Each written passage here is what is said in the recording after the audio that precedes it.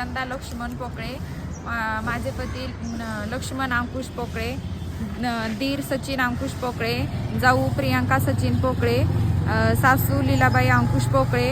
मी बीड जिल्ह्यातनं निघून आले आहे. मला घरी दारू पिऊन तो त्रास द्यायचा, मारहाण करायचा. कौन? नवरा. क्या नाम उसका?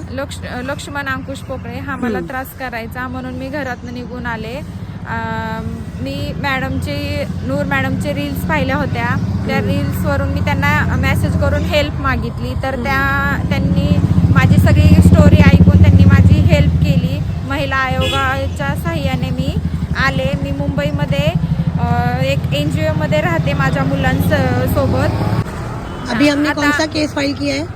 मी आता डोमेस्टिक व्हायलन्सची केस केलेली आहे पुण्यामध्ये.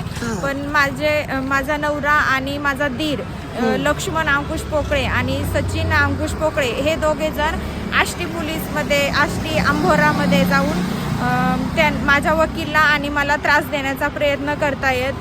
माझ्या वकीलला रोज फोन करून विचारतायत, असा म्हणजे रोज काही वेगवेगळा त्रास देत आहेत त्यांना पण आणि मला पण.